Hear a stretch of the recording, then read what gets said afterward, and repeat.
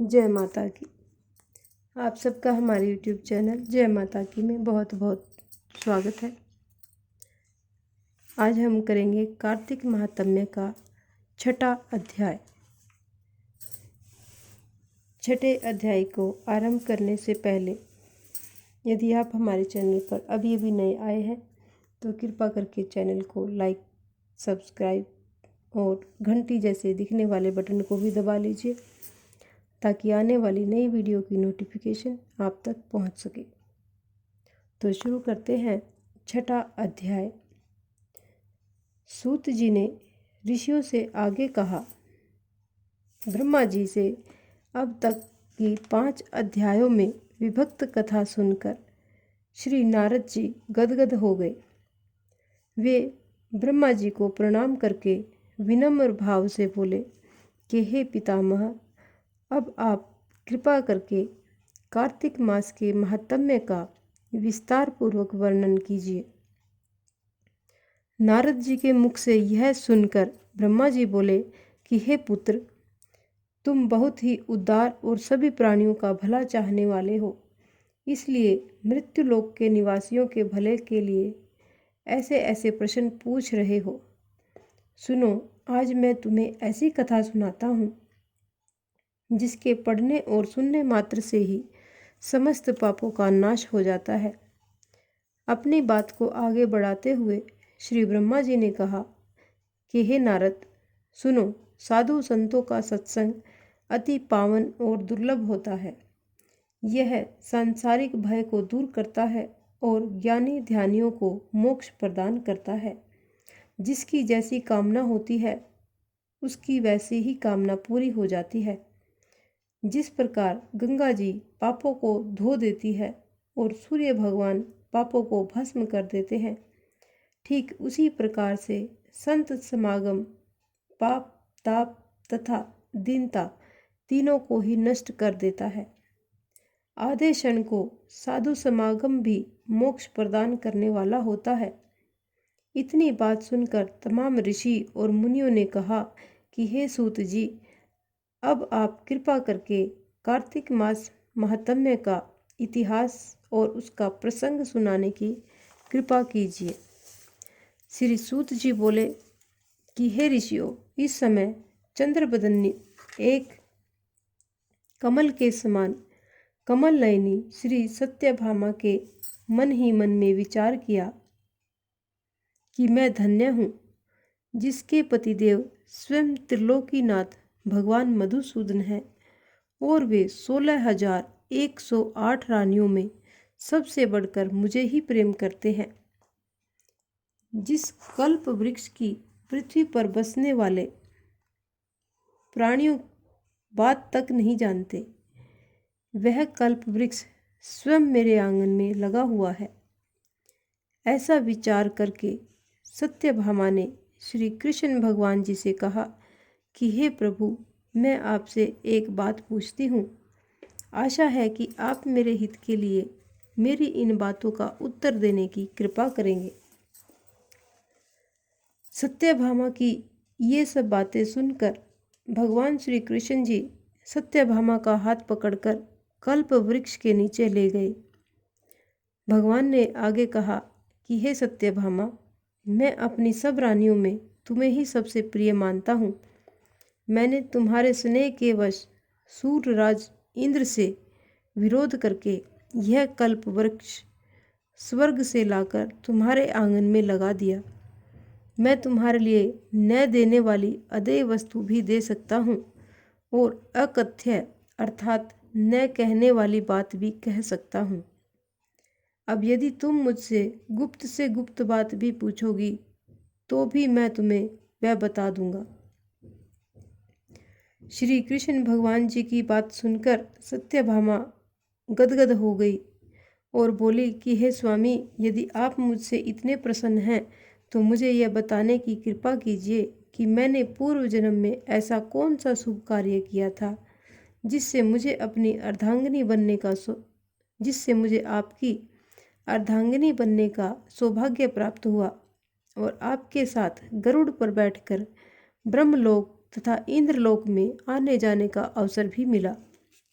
हे नाथ, पूर्व जन्म में मैं कौन थी तथा किसकी कन्या थी, सो आप मुझे विस्तार पूर्वक सुनाने की कृपा कीजिए। सत्यभामा जी की यह बात सुनकर भगवान श्री कृष्ण जी मुस्कुराकर बोले कि हे सत्यभामे, मैं तुमको समस्त वृत्तांत विस्तार पूर्वक सुनाता हूँ। तुम एकाग्रचित्त होकर सुनो। सतयुग के अंत में मायापुर नगर के अत्रि कुल में देव शर्मा नामक चारों वेदों, 6 शास्त्रों और 18 पुराणों का ज्ञाता एक ब्राह्मण रहता था। वह भगवान सूर्य नारायण का अनन्य भक्त था और रात दिन अतिथियों की सेवा में लगा रहता था। उसके कोई संतान नहीं थी। फिर बड़ी आयु में एक कन्या हुई जिसका नाम गुणवती रखा गया। देव शर्मा ने अपने एक शिष्य जिसका नाम चंद्र प्रकाश था के साथ अपनी कन्या गुणवती का विवाह कर दिया। चंद्र प्रकाश अपने ससुर की पिता के समान ही सेवा करता था। एक दिन देव शर्मा अपने दामाद के साथ लकड़ियां लेकर वन में गया। लकड़ियां लेने के लिए वन में गया। वन में उन्होंने इधर उधर फिरते हुए एक महाभयानक राक्षस को देखा। उसको देखकर उन दोनों के हाथ पैर फूल गए और भागने में असमर्थ होने के कारण वे दोनों उस राक्षस के हाथ से मारे गए। परंतु उस क्षेत्र तथा अपनी भक्ति के प्रभाव के कारण वे मेरे वैकुंठ धाम में चले आए। जैसे मेघ द्वारा वर्षा हुआ जल सब नदियों द्वारा समुद्र में प्रवेश कर जाता है, ठीक उसी प्रकार से श्री गणेश, शिव, सूर्य, विष्णु इनमें से किसी भी देवता की भक्ति की वह उपासना करे, वह हमको ही प्राप्त होता है। इसी से वह सूर्य भक्त हमारे दूतों के द्वारा विमान में बैठाकर हमारे लोक में पहुंचा दिए गए।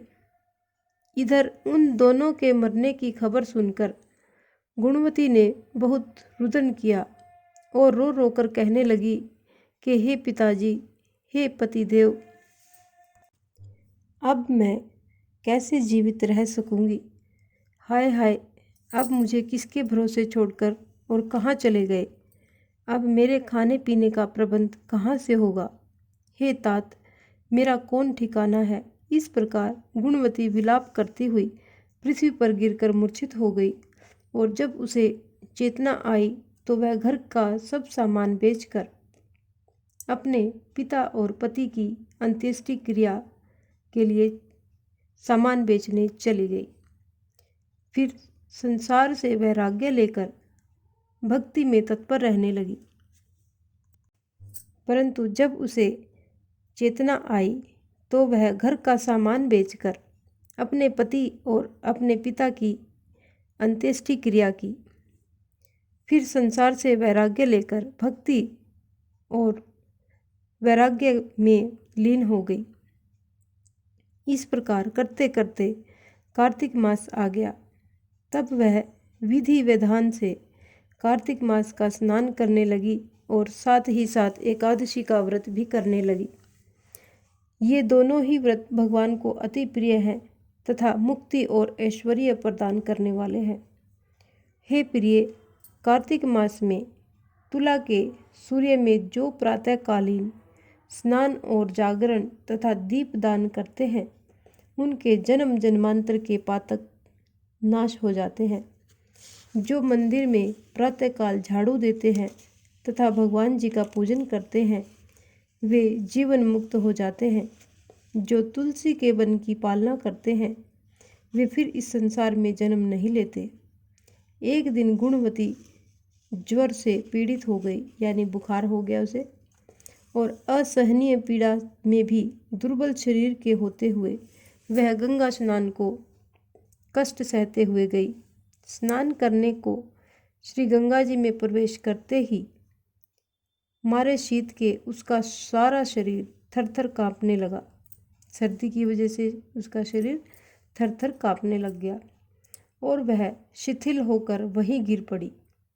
उसी समय श्री विष्णु भगवान जी के दूत सुंदर विमान लेकर आए और उसे विमान में बिठाकर श्री विष्णु लोक जी को ले गए।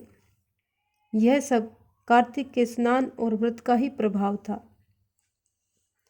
त्रेता युग के पश्चात द्वापर युग आया तो पृथ्वी पर कंस जैसे दैत्यों ने उत्पात किया।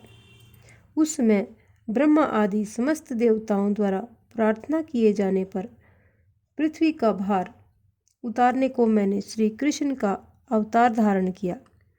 उस समय जितने भी हमारे विष्णुगण थे वे मेरे ही साथ में यादवों के रूप में ग्वाल बाल होकर पृथ्वी पर अवतरे। देव शर्मा जो तुम्हारा पिता था वह भी पृथ्वी पर अवतरित हुआ।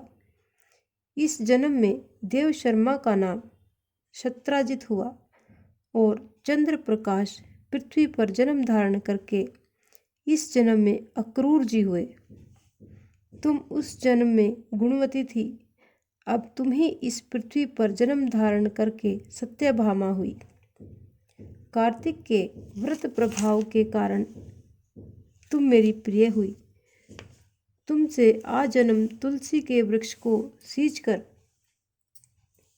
तुमने आजन्म तुलसी के वृक्ष को सींचकर उसका पालन किया। इसी से तुम्हारे आंगन में यह कल्प वृक्ष है और कार्तिक मास में तुमने जो दीप दान किया था इसी से तुम्हारे घर में लक्ष्मी का प्रकाश है। कार्तिक मास में व्रत आदि करके जो तुमने काया कष्ट सहन किया उसी से तुम मेरी अर्धांगिनी हुई। और जो कोई कार्तिक मास में व्रत आदि करता है वह मुझे तुम्हारे ही समान प्रिय होता है। हे प्रिय, अन्य दूसरे जप तप यज्ञ दान आदि कार्तिक मास के 16वें भाग के बराबर भी नहीं होते। इस प्रकार ये हमारा छठा अध्याय, कार्तिक महात्म का छठा अध्याय यहाँ पर संपन्न होता है। यदि आपको हमारी ये कथा कहानियाँ पसंद आती है तो कृपा करके चैनल को लाइक कीजिए, सब्सक्राइब कीजिए और अपने दोस्तों और मित्रों में आगे भी शेयर करते रहिए। जय माता।